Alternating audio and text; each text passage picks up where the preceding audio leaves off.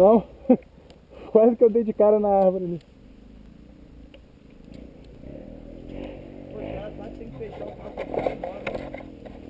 Oi? Os caras sabem que tem que fechar a porteira e vão embora sem parar. É, são foda.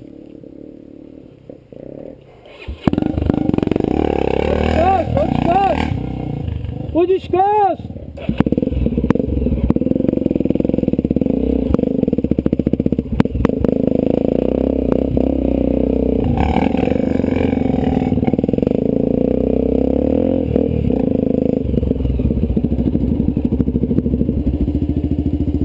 Aqui não tem nada não.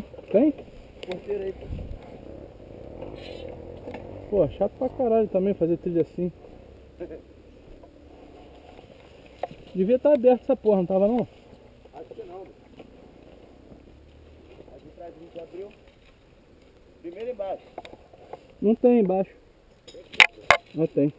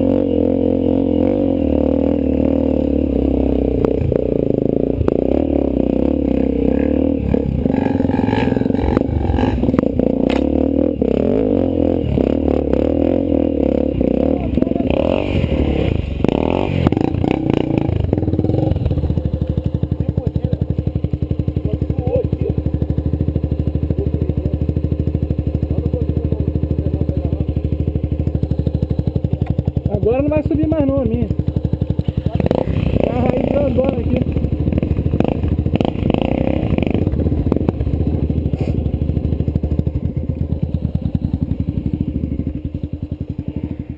Moto muito pesada, meu irmão, pra tirar ela dali.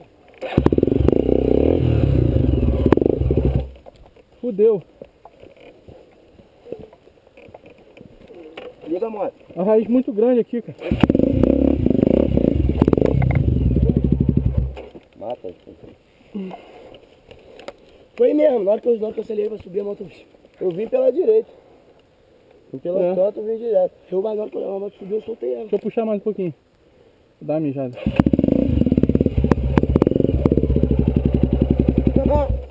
Pegou, Bruno? Vai dentro do mato aqui? Peguei. Tava mijando aí com a moto. Vaguinho mijão. Porra, poeira pra caralho, tá foda.